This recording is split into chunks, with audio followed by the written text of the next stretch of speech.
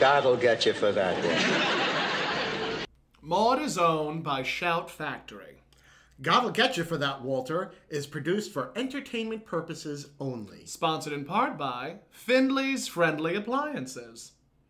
Hello, everybody, and welcome to another episode of God'll Get You for That, Walter. And he does not. He does not in this episode. Not in this sadly. episode. And welcome to God'll Get You for That, Walter, a podcast where we discuss the 1970s hit sitcom, Maude. I am your host, Tom Catt. And Are you? I am. Okay. No, just another B. Arthur impersonator. Oh, I can't stand that. And next to me is my fabulous co-host and co-star.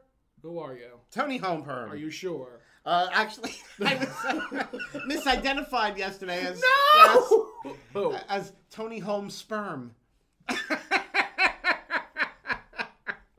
By whom?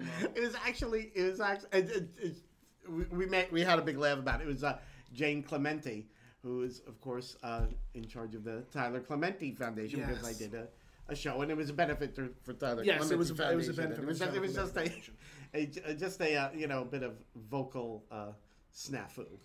Are we sure? We all got to laugh. Are we sure it was a vocal snafu and not a Freudian slip? Freudian slip could be.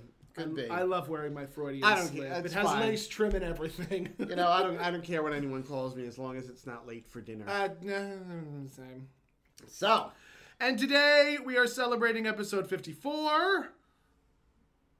And the episode is Lovers in Common, season 3, episode 6. When did it originally air? Not a clue. I didn't write it down.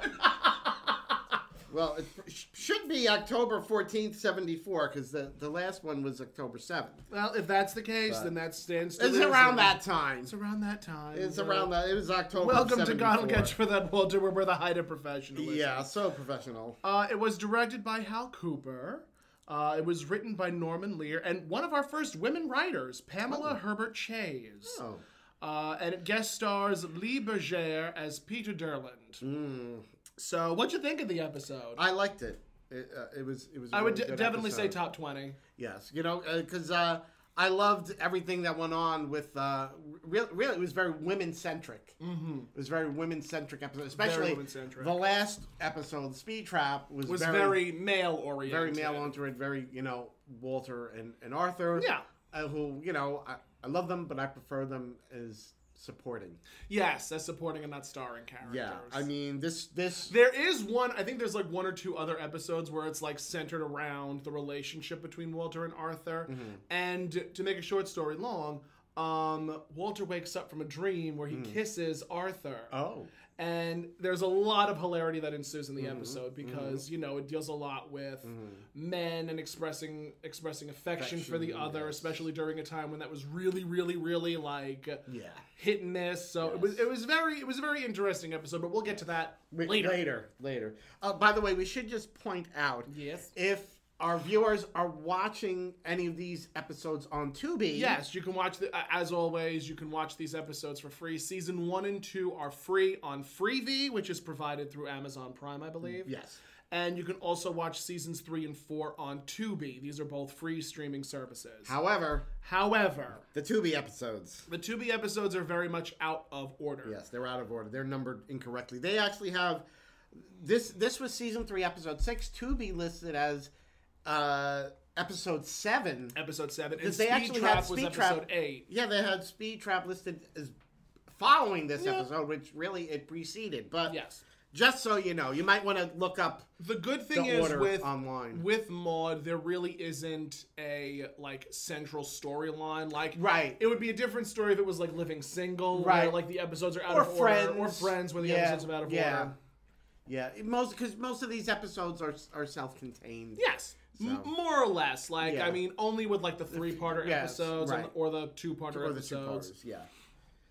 So I definitely enjoyed this episode. It was very, very catty, very snarky. The writing was quite delicious. And we were even saying before we went on air that this would be a great episode for 2 drag queens to play. Yes. Because the writing is so snappy and quippy. I love that sort of, that's so sort of old Hollywood, and it's very much in in that vein of Maude, like with Maude and Vera Charles, how they were like such good friends, but then Mame and Vera Charles. Yeah. Oh, Mame and Vera Charles.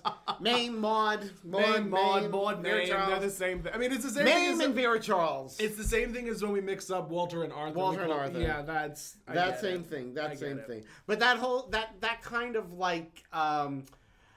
Betty Davis, Joan Crawford, bickering, witty banter, the witty banter, where they're friends but they're catty with each other. It's just I love that, and I enjoyed it tremendously. There was this one of the especially of all of the outfits that Vivian has worn over the course of the series, this was one of my favorite outfits that she wore. It was I really enjoyed it because it was a very smart like gray velour pantsuit with a blazer with a matching blazer, and she had on this fabulous silver turban. Yes.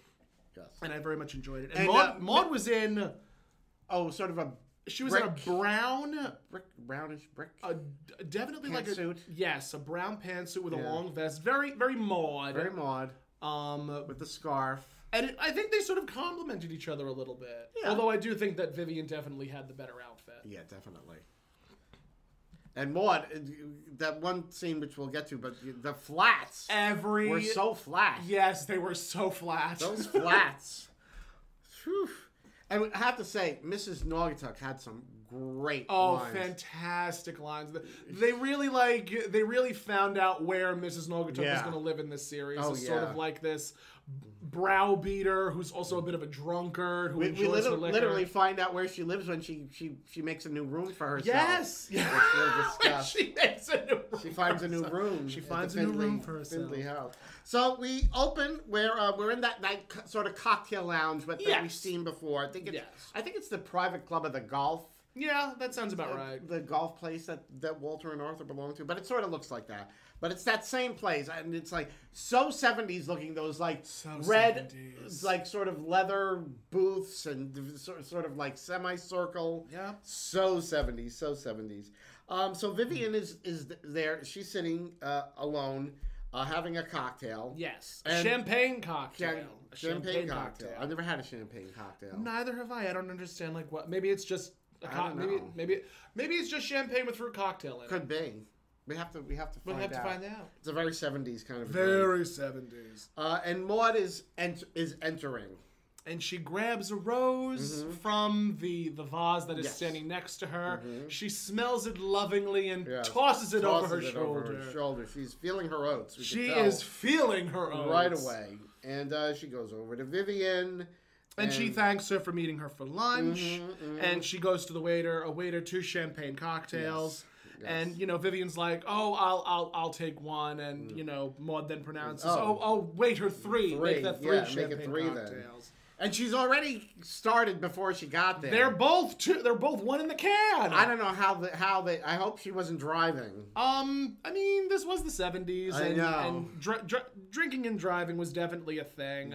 So we can definitely surmise that Maude and Vivian both had a bit of nip.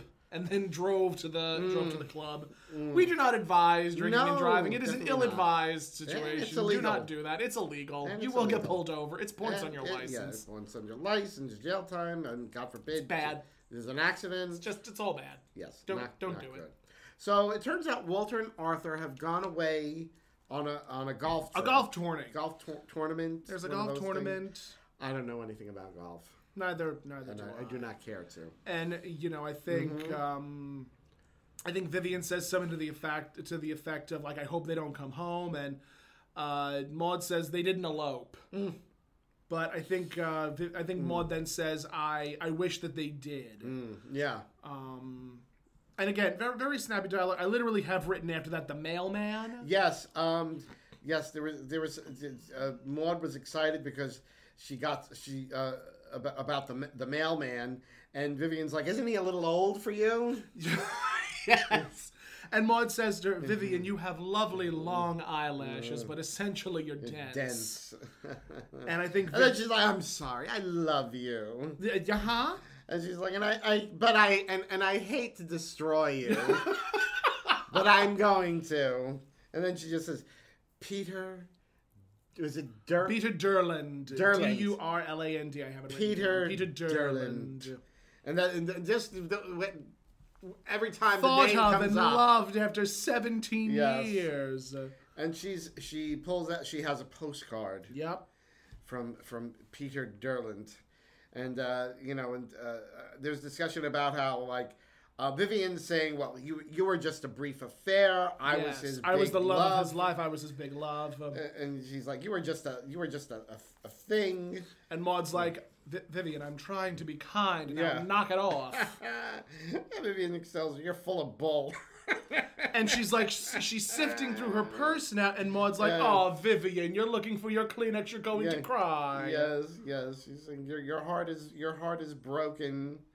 And you want a leg to match. You want a leg to match. I think that was after she said that. About the bull? Yeah, after Vivian said, you're full of bull.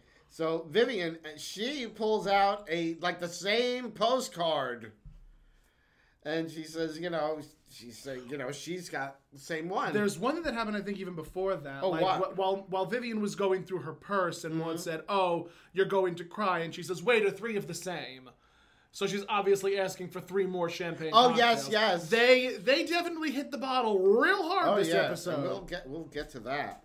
Yes. So yes, at that point, Vivian pulls out a card saying, postcard, yes. Darling. And Vivian points out that he wrote more on hers. on her postcard than on Maude's. And Maude goes, did he say how the ghost of you clings? And she's like, yes, he did, right there. And she's like, who cares? She says, who cares, Vivian? Mm-hmm. I also want to point out that while Maude was drinking these champagne cocktails, she was fingering the fruit out of her drink. Oh, I didn't see that. It was one of the things that I noticed, and I'm just like, why is she taking the fruit out of her drink? I don't understand that. I don't know. That's where all the liquor lives. Yeah. Yes. And Maude says that Wivy, I love you. Yes. Yes. And she's saying that, all the love letters that Vivian got were addressed to occupant. That, so catty. Yeah. So catty. Yes. And they're excited because Peter's going to be seeing both of them. And then we get to about him flying down temptation like a Greek god, flying all the way from Albuquerque. Yeah. And if I had to guess, economy class. He was a cheap Greek god. He was a Greek god, but he was a cheap Greek god. And Vivian tries to make excuses, saying he wasn't cheap. He was poor. He was poor. He was struggling. And then they bring up this interesting story about he had these ink spots on his ankles that would cover the holes in his socks. He had holes in his socks. Yeah. Right. So he would put black ink wherever the hole was. So you couldn't see that it was. My mother taught me an old motto. She said, if there's a hole in the sock, just get rid of it. Oh, I do. Yeah. Just throw them out. Throw it out. There's no use holding on to it because you can't fix a sock that has a hole in it. No. I mean, in the old days, they used to darn socks. We don't darn socks anymore. I just choose not to. Yeah. And yes, Maude is saying, yes, that proud, sweet man. And she remembered this is the first time that he took off his socks and she saw spotted ankles. And she ran to boil her silverware. I don't know what that means. If I had to guess, when you boil the silverware, you can determine whether or not it's silver or not. Oh, okay. Because I think if you boil your silver, it starts to tarnish. Okay. And if it doesn't tarnish, that means it's plated. Okay. Could be. That's the only thing that, I heard it and I was like, that's the only thing that makes sense. So she was thinking that he might have stolen silver. Either stolen silverware or just could not afford silverware. Stolen her silverware. Stolen, exactly. That's when they get to. And how much did you give him? Vivian gave him $550. Maude gave him $650. But he was worth it. Worth every penny. Yes. And Maude is saying how she's having this now split life decision where she's like, part of me wants to. I love my husband Walter. I love Walter so much. She wants to be faithful, and one part wants to experience ecstasy, frenzied excitement, and she feels wicked, wicked, and really super. Just the melodramatics, man. Yes. The melodramatics. Now they start discussing that, they can't allow themselves to be alone with Peter. They have to, they're saying... I think, didn't Maude say he loved my wrist? Oh, yes. Because she's like, Vivian, hold my hand. Oh, he loved my wrist. Yes. And Vivian said, he said I had the sexiest earlobes. Yes. And Maude, I think, says that's because he was trying to find something nice to say to you. Yes. And as that happens, the waiter is walking by and Maude just takes... Yes, she just grabs the cocktails. She grabs the cocktails. More. Buster, yes. I'll take those. And they make a pact with each other that they can't be alone with Peter. Because they won't be able to. They won't be able to control themselves. Apparently, he was cheap and everything, but apparently he was gorgeous, and that's all that matters. Yeah, he was a great god, and apparently he really knew how to rock their world. I mean, yeah.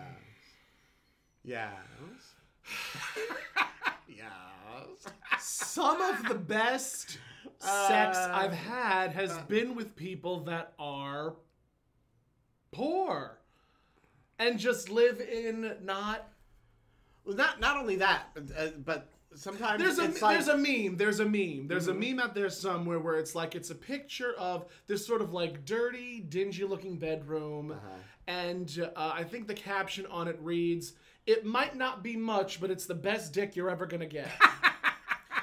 And there's some truth in that. Yes, like I think a lot of us have experienced that, like this fantastic sex, but it's not with somebody that you would want for anything else. Ever want for anything else? Yeah, but like, isn't it terrible? The sex part is just like it's one of those things where I'm like, I'm covering my head right now and not showing the people who I really am. But at the same time, like, yes, there are moments when you know how good it was. So good we named it. Exactly.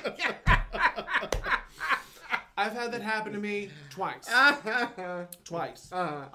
that's as far as I'm going. That's as far as I'm going to tell on the story. Mm-hmm.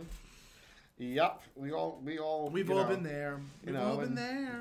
Leave the next day and you do the walk of shame. Next day, that night, yeah. Next day. What do you think he's going to brew me a pot of coffee? I know, that's true. Yes, I would somebody like that. It's like I would like a 3-egg omelet, please. Yes. And then so and at once that it's point, done, you're like, okay, goodbye. Toodles, toodly pip. Please don't contact me ever again. Do not pass go. Do not collect $200. So now we come back from break, yes. and Mrs. Naugatuck is chilling in a very large tub of shaved ice. Yes. Like, it was one of those, like, gallon drums that you see carpenters use. And it's filled with ice, and she's chilling 2 glasses, and she's singing, Mere Alcohol, I Get a Kick Out of You. And she's singing it, and at that point, Maude and Vivian come back. Maude is holding 2 bottles of champagne. And they start singing off-key. Yeah, with her. And they're all drunk. Yes. They're all drunk. Yes. Well, at this point, I don't know if Mrs. Naugatuck I don't think Mrs. Naugatuck was not wasn't drunk yet. She was not drunk yet. Yeah, so Maude, she's asking if there have been any calls. And, yes, Mrs. Naugatuck says, yes, some lush called. Some lush called asking to chill ice. Yes. And Maude says, someone other than me. Yeah. The laughs just kept on coming. And I think at that point, Maude asks Vivian to help her get her coat off. Yes. There's this whole and routine. Vivian says, Maude, I think your wrists are swollen. Yes. Because she's holding on to the champagne bottle. So Vivian can't get the coat off her because she won't let go of the champagne. So Mrs. Naugatuck says, Mrs. Findlay, why don't you let go of the bottles? Yes. And at that point, the jacket finally comes off. And I think at some point, I forget what lines were said, but Maude ends up kicking her jacket over to the stairs. Yes. And there was some discussion between Maude and Vivian about, because Maude, she assumed Peter was going to be calling her. Yes, and Peter was going to be calling Maude's house. Is insisting that no, he's going to be calling, at her house. Yep. But they found out that he was somehow at the Miranda Inn, the Ramada Inn. The Ramada Inn, yes. And I know at one point Maude said about Mrs. Naugatuck. I don't know why I keep her on. And no, it was even before that. She said to Mrs. Naugatuck, "Don't worry, we have all the fruit." Yes, we brought fruit. Fruit. And she has this napkin, and she just filled with... That's why she was pulling out the fruit. Yes, that's what she was pulling out. She was saving the fruit to bring home. Saving the fruit to bring home. Yes. And then Mrs. Naugatuck, she tells them this little story of Lord and Lady Heathrow had told her, if you want you go to a pear tree for pears, not an elm. I don't know what the hell that was about. Yes. And then I think at that point, Mrs. Naugatuck leaves. No, she doesn't leave yet. No, but there's still Maude said to Vivian, I don't know if she's drunk or demented. I don't know. Yes, she did say that. I don't know if she's drunk or demented. Yes, and then Mrs. Naugatuck had another piece of advice. Yes, for them to drink a jigger of olive oil before they continue any more drinking. And Maude goes, "Where did you hear that?" Yes. So she says that it was a wino with an old wino at the post office. Yes.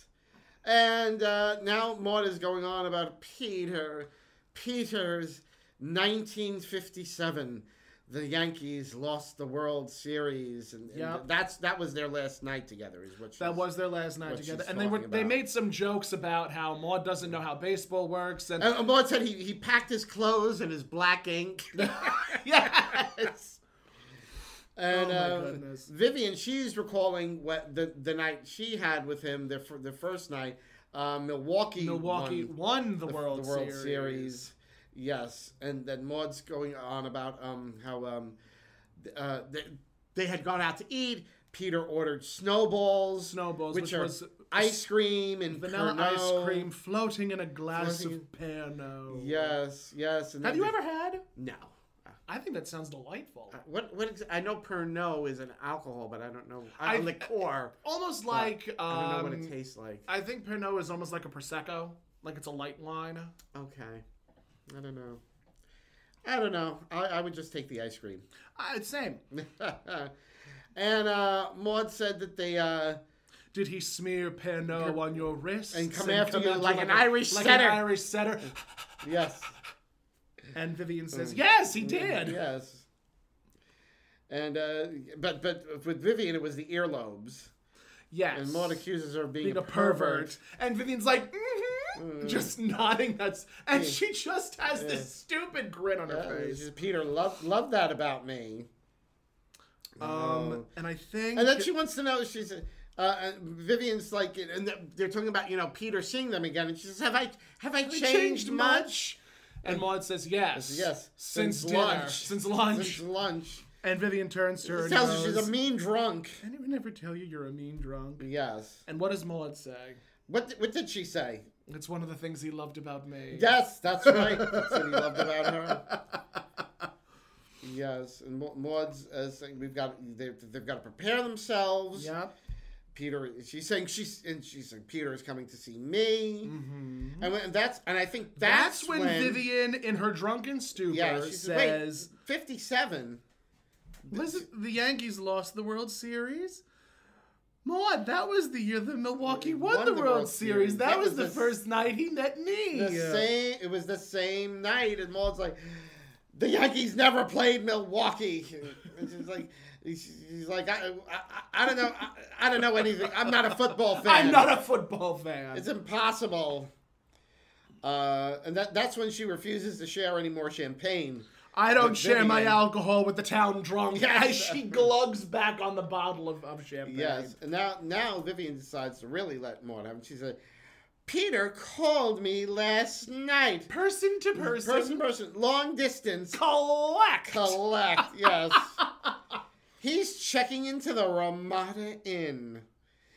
Maude goes, "I'd laugh hysterically if I knew how to move my cheeks." Yeah, and she tells her that's a vicious lie. And Vivian says she's going to go to the Ramada Inn where Peter awaits. Yes, and Peter awaits me. And I think that's when she fell behind the couch. Yes, she falls behind the couch. There was some pretty good physical comedy in this episode. I a lot. really enjoyed the physical comedy in this episode. And Maude tells her she can't hold her liquor. And Vivian gets up and she's like, "Goodbye, Peter, I'm coming." And she I think she runs out the door. She at that races point, to right? the door, and Maude goes to the door and says, "If you want pears, you go to a pear tree. And if you want an elm, you go to an elm tree. And don't go to hell." Go to hell. She slams the door. Slams the door, and then I think she goes to the couch. Well, then I think there's probably another commercial. There was another commercial. And then when it starts again, it's the living room, but it's dark. Yes, and Mrs. Nogatuk enters, and she's been drinking. She is plastered. Yes, and Maude is asleep on the couch. What was she singing about? White Cliffs of Dover. The White Cliffs of Dover. Yeah, that was a British song. Yeah. And she was saying, no wonder all the birds are flying over it. That's why they're white. That's why they're white. Yeah. So Mrs. Nogatuk, she turns the lights on, and Maude is hung. Yeah, she's like, she's like the lights when you've got that that hangover kind of a thing going on. Oh, of course, yes. I mean, it's not fun. No, it's not fun at all. No, I remember I got drunk at a party, and it was midday because, of course, it was. Of course. And I ended up taking a nap, and when I woke up, I had such a headache. I'm like, I need food now. I need it immediately. The worst for me is if you think you can go to sleep. And you lay down, and all of a sudden you feel like the room spinning. Is spinning. And it goes at first it's like, whoom, yep. Whoom, there whoom. was. And then it starts speeding up, and it's like, you don't want to throw up. One of my you're gonna throw up. Least favorite drunk stories was I had just recently broken up with my ex, and I ended up going to his place with my very good friend at the time. And, we were having some fun. We had a couple of laughs. It was nice. We were civil. We were cordial. And this is not my most recent ex. This was the ex before that. Okay. And... that would be the XX. That would be the XX. Scott Pilgrim versus the world. And, so we start by having some wine. And, we're always starts with a little wine. Always starts with a little wine. And, after the wine, I had a little bit of marijuana. And after smoking, my ex made me this iced tea and rum cocktail. And sounds a little bit like a Long Island iced tea. So I drank half the bottle with him of wine, and then he made me this rum iced tea cocktail. And so also you were mixing. I was mixing. What is it? Liquor before wine, you're fine. Beer before liquor, you're feeling a little queer. I forget how the rhyme goes. I always forget how the rhyme goes. I think liquor before beer, you're in the clear. Beer before liquor makes you sicker. Okay. Some of that effect. Yeah. Some such fiddle faddle. I can't drink beer anymore either. And I'm so sorry. I mean, I don't drink beer anyway. I never really liked beer anyway. It's not for me. Once in a blue moon in the summer, it's really hot and it's ice cold. But other than that, so you were drinking all this booze. Drinking all this booze, and I'm starting to feel it. And I'm like, can we please put on some Disney movie, please? I need something. And we put on Hercules. Okay. Because of course we do. Of course. And I'm sitting on the sofa, and I'm like, every time I close my eyes, the room is spinning. Every time I open my eyes, the room is spinning. I say, Max, get my card, order as much Domino's as we possibly can get our hands on. God. Things are going to get real bad real quick. Oh, Lord. And I'm like, Max, please, go to the toilet, open the lid. It's happening. This is not a drill. This is not a drill. This is not a drill. We got to, I forget what scene in Hercules. I think it was right after the intro. Right after the big opening number. And I go to the toilet, I rest my head on it, and I'm like, okay, here it comes. And I am going. You are worshiping the porcelain god. I am worshiping the porcelain gods. And I wouldn't mind if my ex-boyfriend did not call my best friend into the bathroom to tell us some of his poetry. Poetry. Poetry to lose your lunch to. That's just what you want to hear at that moment. I'm throwing up, and I'm like, Angel, God. please stop. Please, for the love of God. I'm so please. sorry that you are telling me this poetry. And my ex turns to me and he goes, I have never met someone be so elegant while they're tossing their cookies. And I'm like, you want elegant? Bleh, I'll show you elegant. A lady always knows when to leave the room. Oh, she was leaving the room. She She was leaving the room, all right. And he's rubbing my back, and I'm like, can someone just please order the effing pizza? Oh God, I don't know how. I couldn't eat after that. So, well, I knew what was coming. I know that I need greasy food because if I go to sleep, I'm going to pass out. So the pizza came, and I lost everything. So I'm like, I'm going to eat this very slowly, and then I am going to go to bed. Okay. And I went to bed, and the next morning, I wasn't hungover. There you go. That is my least favorite, but also favorite story to tell. So Mrs. Naugatuck turns on the lights. Maude immediately is like, regretting every one of her life choices. Oh, the pain! She's grabbing her head.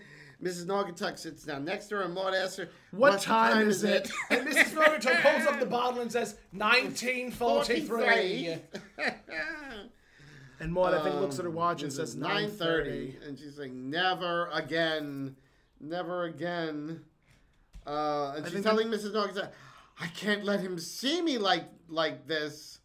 The next thing I have written down was alcoholics dying of thirst in Europe. Oh, yes. Because she asked her, have you been drinking? And Mrs. Naugatuck says, of course. Yes, because the bottles were open, and and she wasn't going to let it go to waste because there are alcoholics dying of thirst in Europe. Yes, so she asks her, she says, "You've got to whip me up a miracle, something between a laxative and an aphrodisiac." And Mrs. Naugatuck is like, "Oh well, think about your poor friend, Mrs. Almond." And she says, I can't think of that woman. She's never allowed in my life ever again. Yes. I won't talk about her. Yes. She's hallucinating in her late 40s. Yes. And the doorbell rings. And Maude's like, it's him! Not since the episode Maude and the Medical Profession have I seen B. Arthur do such brilliant physical comedy. Yes. So she then begins her struggle. She is to get from the couch to the door. Struggling to get off that couch. She's like, pulling on her leg like it's like this dead thing attached to her. And, trying to, lifting the leg up to get over to the door. And that's when we saw the flats she was wearing, which were like... Flat. They were like ballet They were ballet slippers. flats. I mean, they were so flat. I have a pair of those, but I have a pair of those in like a lavender blue. Like it's a blotchy pattern. I need new ones because like every time I dress up as B, like I don't want to just walk around in my thong flip-flops. Right. I need something a little dressy. Sometimes, yes. You never know when you're going to have a charity benefit. Never. When Blanche is going to throw a charity benefit for the museum. Of course not. You never know. So she struggles to get to the door. She gets to the door. She opens it, and it's Arthur. It turns out the golf tournament was rained out. It was canceled because it was rained out. Off. Walter wasn't there. He was picking something up at the drugstore or something. Right? And Arthur's like, where is Vivian? And Maude says, I won't crack. I'm not going to tell you a thing. Chinese water torture won't get it out of me. Yes. She's at the Can't Ramada drag Inn. it out of me. Yes, the Ramada Inn. She's at the Ramada Inn. Yes. And then they have a little bit of a moment. Yes. And I think... She tells him she's saying something about, 17 years ago. Yes. And Peter, I'm not sure exactly what I wrote, but I think she basically then tells Arthur that she probably left a note and he should go home. Yes, go home and check to see if she's left you a note. Yes. So Arthur goes and leaves, and Maude stumbles her way to the phone book and says, Mrs. Naugatuck, can you please find the Ramada Inn? My eyes are not functioning as a team. Yes. And this was one of the funniest things. Mrs. Naugatuck sits down on Maude. Sits on Maude's lap. She sits on her lap. She's looking up in the phone book, and she's like reading names, and she goes, Julius Rainbow. Julius Rainbow. What a curious name. Here it is, the Romandarin, 810 Sycamore Road. Yes. And that voice. And Maude's just like, how could she? And she's saying, oh, Arthur needs my sympathy. And I think she ends up running out to go next door to see Arthur because he went back to their house. Mrs. Naugatuck, she decides to call Julius Rainbow because the name is just so curious. And she's like wrapped. The cord is wrapped around her entire body. Her. And she says, hello, Mr. Julius Rainbow. And she poured some wine before she called. Yes, and she's like, Julius Rainbow, you've got Where did you get such a curious name? And your voice sounds just like the dial tone. Oh, God. And that's when Vivian runs in from the kitchen. Yes. And Mrs. Naugatuck says that she's at the Armandarin. Right, yes. She's telling Vivian that Maude is there, so Vivian thinks Maude. Vivian thinks that, but Vivian also said, I didn't go to the Ramada Inn. Yes, I was just walking around aimlessly. Right. And then Walter comes in. And she says, good Lord, her husband. Yes. And she's doing the same thing that Maude did with Arthur, saying I can't tell you where she is. But I'll give you a clue. I'll give you a hint. She's at the Ramada Inn. And that's when I think Maude and Arthur come back in too. And even before that, what happened? There was so much going on. Mrs. Naugatuck, I think, gets up and goes to the coat closet. She says, I shall be in my room. She shall be in her room. And closes herself in the coat closet. In the coat closet, yes. It's very important. So, so Maude is asking Vivian, "Did you go?" And Vivian's like, "No, of course not." And they're hugging each other, they're bonding, and but I think after that, I think Arthur and Walter are like, "What's going on?" Because Arthur says that Maude told her that Vivian was at the Ramada Inn, and Vivian says, she did. Yes. And Walter says, "Oh, Vivian told me the same thing." Yes, and now it's like. Now they're mad at each other again because each one told their husbands that they were at the Ramada. They were with, Peter Durland at the Ramada Inn. And, they ask, and Vivian's like, "Oh, they want to know who Peter Durland is." Yeah, at the Ramada Inn. And tell him, Maude. Yes. And Maude's like, "Well, if you insist on knowing, Peter Durland at the Ramada Inn is a new game. It's a new game." And Vivian adds, by Parker Brothers. By Parker Brothers. Yes. And then I think at that point the doorbell rings. Yes. And Mrs. Naugatuck comes out of the coat closet to answer the door. Yes. And says, "Ladies and gentlemen, Mr. Peter Moreland." Peter Moreland. So was it Moreland or was it Dorland or no? She was drunk. She said Peter Moreland. She said Peter Moreland. She said Peter Moreland. She didn't get it right. And he's like, "Maude, Vivian," and they have this bit where it's just. Maude is running to Peter. Yes. Vivian is running to Peter. Yes. They're both falling over each other over this man. And he's telling them, he says to Maude, you're more beautiful than ever. To Vivian, he tells her, "Why time has just stood still."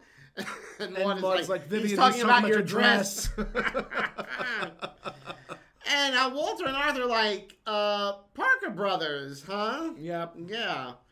And here's where we see that Peter Durland, he's really just a shyster, a con artist.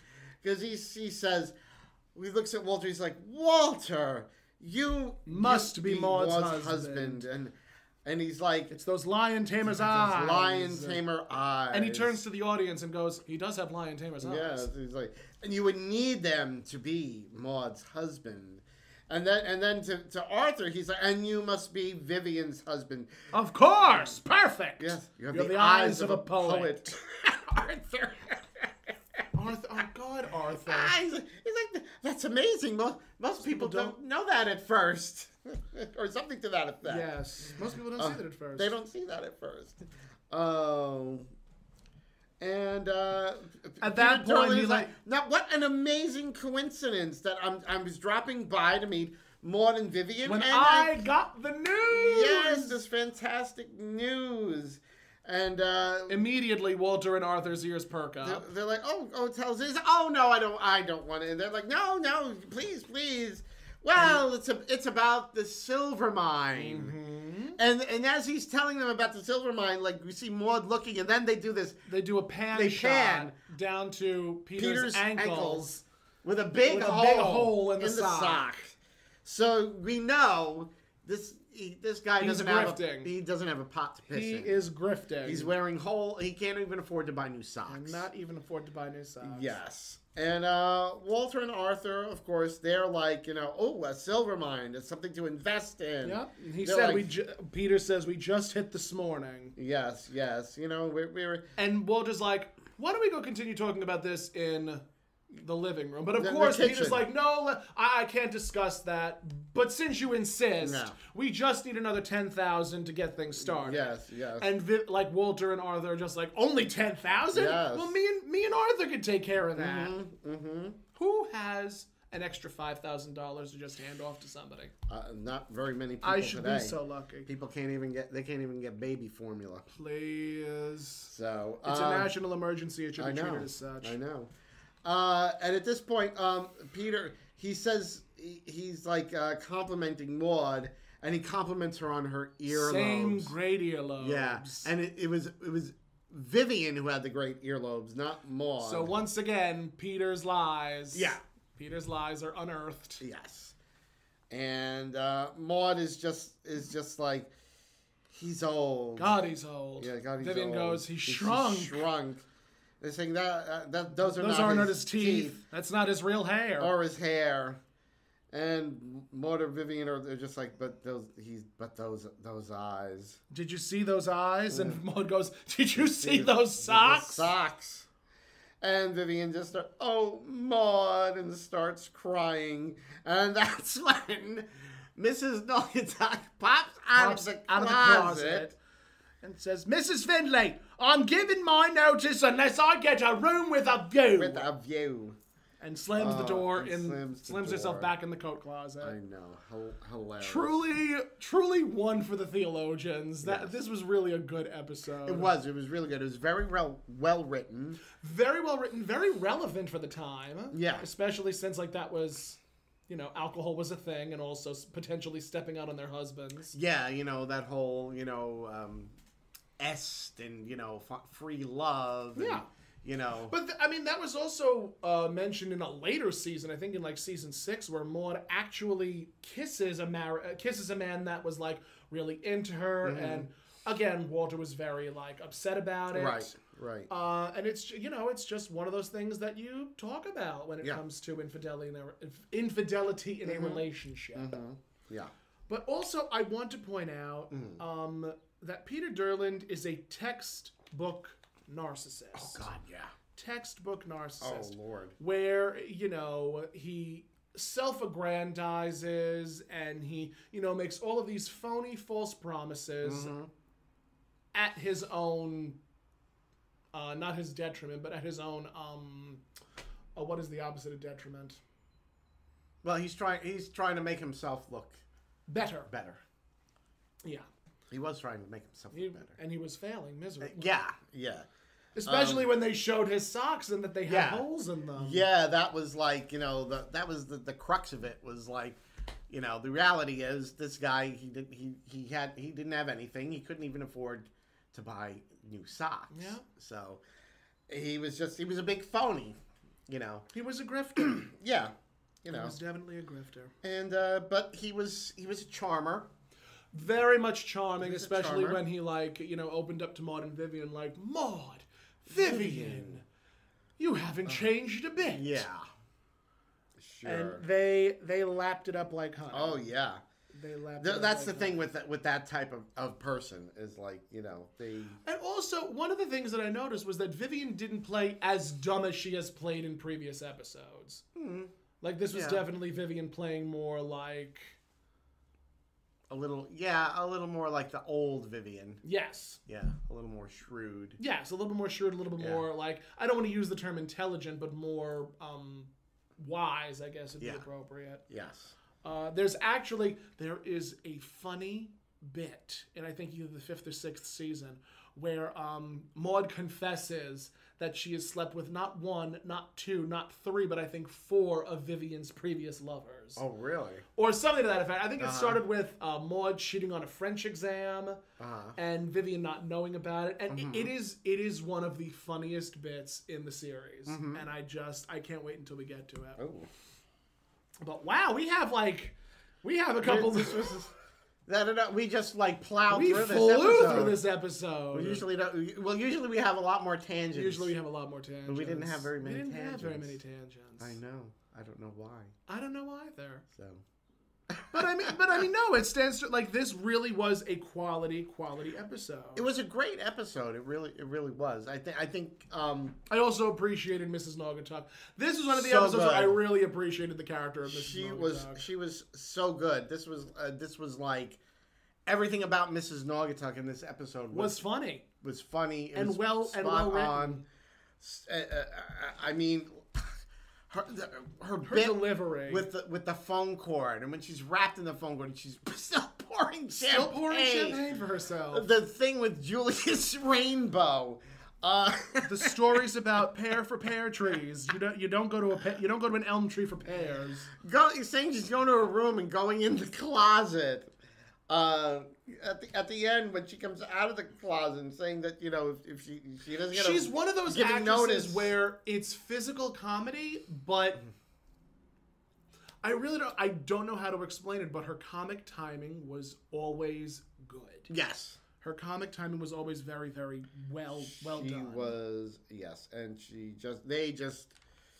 they really just wrote her so well in this episode, and everything was just spot on. And one of the consistent gags was that they would mispronounce Ramada Inn. Yeah, because it would be Ramandarin, Ramandarin. Yes. Well, because everybody was drinking. Yeah. Well, yes, everyone was in fact drinking, with the exception of Walter and Arthur. Yes, they were the only sober judges. They were the only sober judges. Everybody was they were not kung fu fighting, but they were drinking. They were drinking, and heavily. Yes. Heavily. Like, you saw the fruit that poured out of the napkin. Like, there had to have been at least 6 or 7 cocktails that they drank each. I don't know how they. Yeah, I don't know how they did all that. I'm not a big drinker. I mean, if I have one drink when I go out, that's a lot for me. I was at a wedding last year. And it was a fabulous wedding. I looked gorgeous. And I went to the bar, and there was this short, stout, older woman next to me. Mm-hmm. And I go to the bartender, I'm like, a Manhattan cocktail, please, because old woman. Yes. And he makes it for me. And she turns to me and she goes, "Oh, I haven't had a Manhattan cocktail in so long. You're inspiring me." So he hands me the cocktail, and I go to leave, and I overhear her say, "Oh, I want one the same way you made for her, just as sweet." And I'm like, my heart. And then her and I got into a drinking competition. Oh, Lord. I was like, I only had 2, and she goes, "I'm on my 3rd. And I'm like, Lord. Ma'am, you are my hero this evening. Ma'am. I'm sorry, because when I'm in drag, if I have 2 drinks, that's a lot. Mm-hmm. Because I don't eat before I get into drag. I know. What's in a Manhattan cocktail? Not a clue. Oh. But it's delicious. What does it taste like? Sweet. Okay. Yes. It does. It tastes sweet. Let's find out what's it. I also, since we have the time. Okay. You know what I don't like? What don't you like? Martinis. I don't like martinis. Why? I just don't like the taste. To me, they're very bitter. A champagne cocktail is an alcoholic cocktail made with sugar, Angostura bitters, champagne brandy, and a maraschino cherry as a garnish. It sounds good. It sounds delightful. But what's in a Manhattan cocktail? Let's find out. Manhattan cocktail. See, we're so educational. We are so educated. You can't find out about these things in books. I know. You have to learn about it on the streets. That's where you learn everything these days. Classic Manhattan recipe presented by Bullet Whiskey. So it's got whiskey. Can we see some ID, please? Are you insane? Oh my lord! Are you insane? When we were in the city last night, my husband he went to get like a pack of cigarettes. Like there's a 7-Eleven around the corner. Don't tell me he was ID'd. They wanted proof. Oh my god! He was like, at my age. But I guess they're cracking down. Everyone. I mean, also it stands to reason that it's possible that they may have thought or assumed that he was giving it to someone much younger. I don't know. So, a Manhattan cocktail is made with whiskey, sweet vermouth, and bitters. While rye is the traditional whiskey of choice, other commonly used whiskeys include Canadian whiskey, bourbon, blended whiskey, and Tennessee whiskey. Okay. I'm not sure if I would like it. I like it. I do like a dark liquor. I'm not crazy about clear liquors. So, they don't do anything. To each his own. Scotch, bourbon, whiskey. I will drink those. Mm-hmm. I actually remember there was a trip that I took when I was in Ohio, and I just wanted whiskey neat. I didn't want anything like. Oh. And my friend turns to me and he goes, now mind you, I'd been friends with him since grade school, and he turns to me and he goes, I never knew you drank bourbon. I said, yes, I do. Oh. I enjoy it. It's smooth. I enjoy it a lot. Smooth. Mm-hmm. Yes.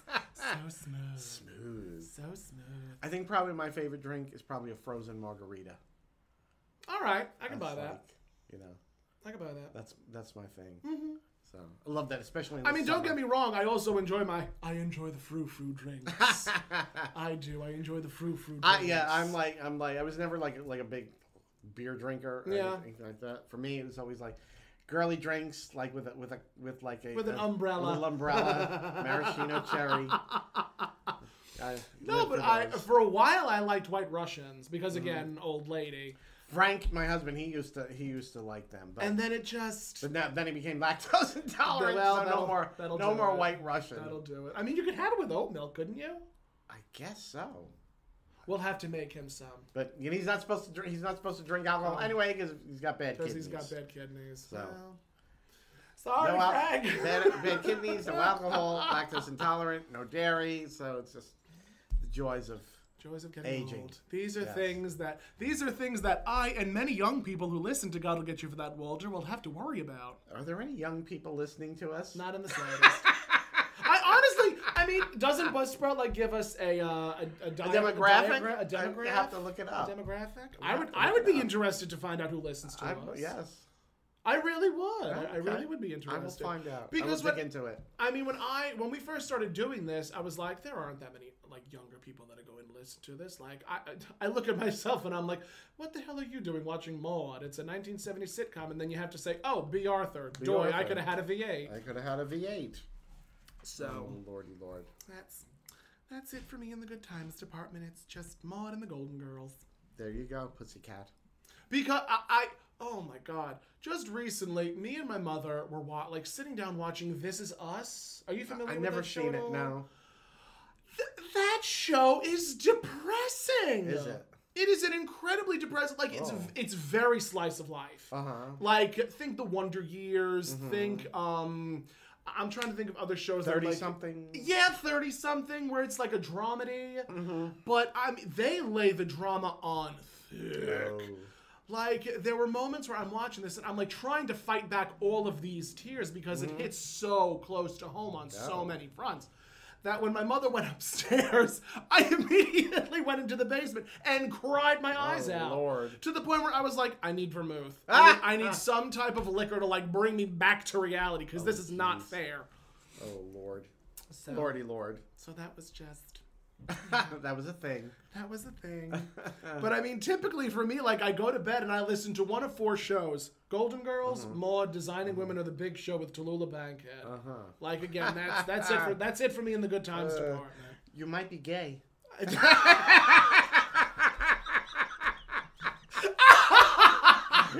You might be a little queer there, Tom. If you listen to these 4 shows, you might be gay.